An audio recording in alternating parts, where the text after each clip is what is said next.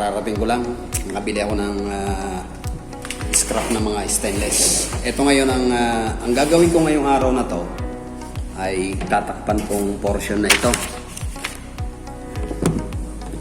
So kinakailangan maharangan mo ito ngayon. Lalagyan ko ito ngayon ng takip. Yung pinaka-cover niya para yung init makulog sa loob. Okay, so gagagilap muna ako ng stainless na materyales. So ito ang aking stainless na materyales. Na-layout ko na yan. Yan, may mga layout na yan. Puputulin ko na lang to ron sa cutting area. Ang gagamitin ko pang putol dito ay ano lang, grinder. Cutting disc lang ang gagamitin ko. So pag nagka-cutting disc, so siguraduhin na tama ang inyong ginagawa at marunong kayong gumamit ng cutting disc. Kung hindi, huwag na munang subukan. Okay, so na-layout ko na ito. Ang gagawin na lang natin doon ay puputulin na lang ito. Tatabasin na lang. Then yung marka na to, dito ko lalagyan ng butas para sa lagayan ng tornilyo. Okay, so putulin na natin.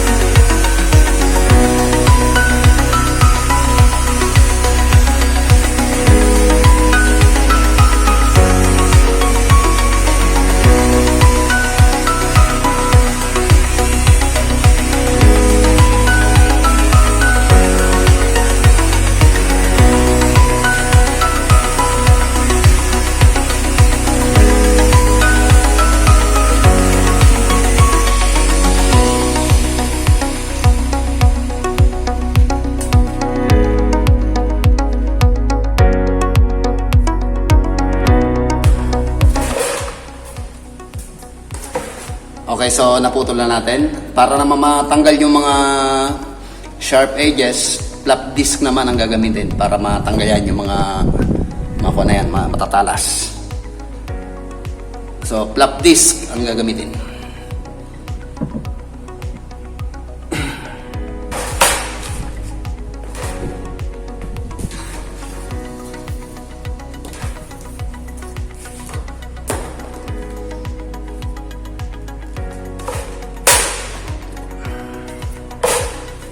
Ito ang flap disc para siyang mga liha.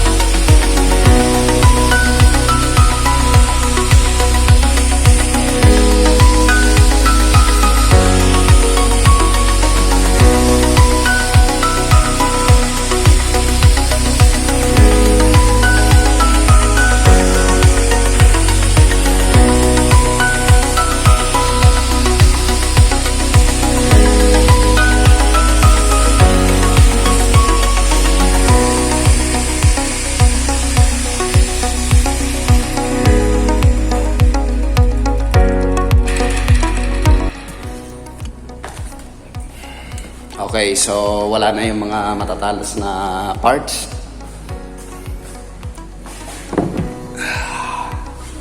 So ito na yung ating output.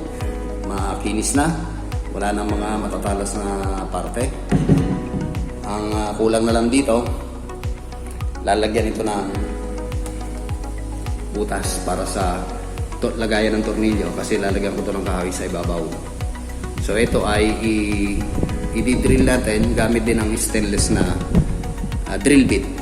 Then itong guhit na to, lilikuin yan ng 90 degrees kasi ganito ang mangyayari sa kanya dyan.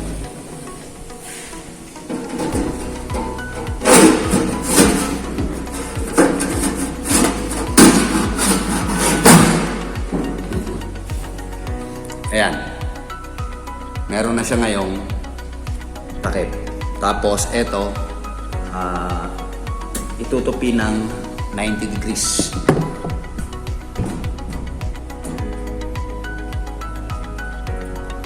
Pwede ring teka, pag-iisipan ko muna. Pwedeng dito na lang maglagay ng butas tapos dito yung hawakan. Pwede rin. Pwede na rin hindi iliko ng 90 degrees. Lalagyan para maganda yung kapit.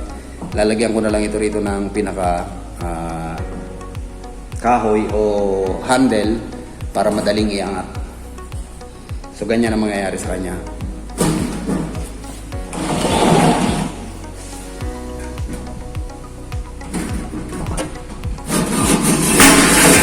Yan. So bubutasan ko na lang ito. Saka ko na muna lilikuin. So samahan niyo ako paano ito butasan. Ganito talaga experiment. Medyo pabago-bago ang isip.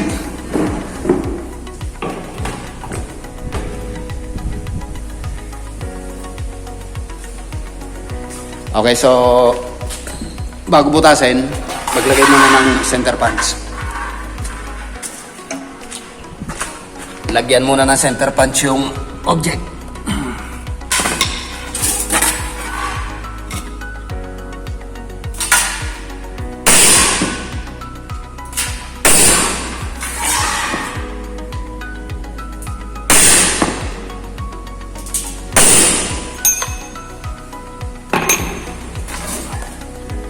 Okay, so nalagyan na natin ng center punch. Magbubutas na tayo.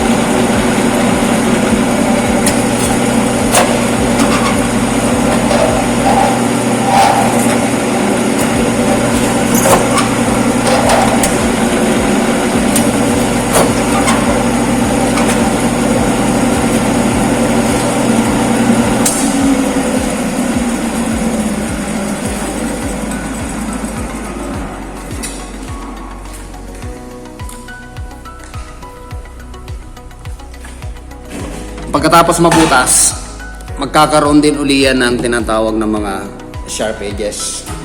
For example, dito tayo nagbutas sa unahan, pero yung likod niyan, siguradong meron niyang mga sharp edges. Ayan ang likod. Ayan o. May mga matatalas na parts yan.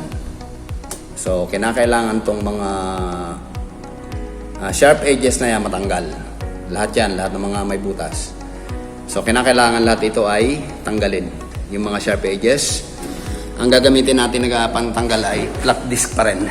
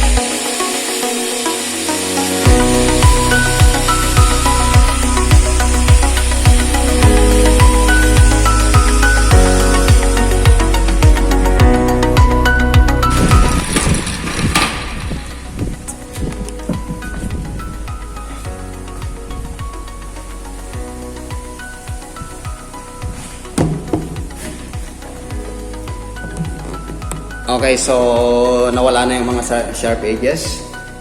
Next, yung pinaka ano naman ang gagawin natin dito, pinaka base para may forma na yung ating pinaka blower. Pati maayos na yung pagkakalagay sa kanya. So ito na yung update sa kanya. Meron na siyang pinaka pinto.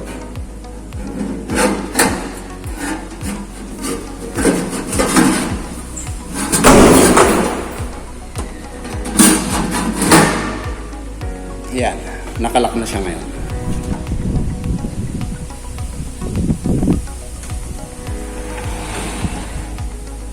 Hindi nyo akalain na siya ay isang ihawan. So pagka bubuksan, iaangat lang ito. Iaangat lang ito. Yan. Hindi naman siyang ibukas at saka isara. para kulob na kulob talaga siya. So ang pinaka susunod na gagawin, yung pinaka base na ito, kasi medyo mataas ang aking ginawang pinaka blower. So ganito lang ang ginawa kong blower sa kanya. Nilagyan ko lang muna ng temporaring mga butas dito. Pagka nakita ko na mahina ang performance, pwede ko itong dagdagan dito sa side na to or sa gilid. Kasi ganito mangyayari sa kanya sa loob. Kasi ito, mga detachable din ito. Para madaling magtanggal, madaling maglinis sa ating pinaka-supply ng oxygen. So, for the meantime, ang gagawin ko ngayon ay yung pinaka-base. Kaya lang medyo magagilap ako ng materyales. So, for the meantime, hanggang dito na lamang muna uli. At nakita nyo kung paano ko tapusin yung pinaka-cover na ito. So, sana samahan nyo pa ako sa pagbuo pa na ito. Hanggang sa matapos itong aking turbog thriller na tawag ito. So, pag nag-iihaw kayo dyan, pwedeng nandito sa loob, pwedeng isarado. Yan. So, gaya ng sabi ko, kakaiba ang ihawan nito. So, for the meantime, hanggang dito na lang muna uli. Maraming salamat sa pagsama. Until then,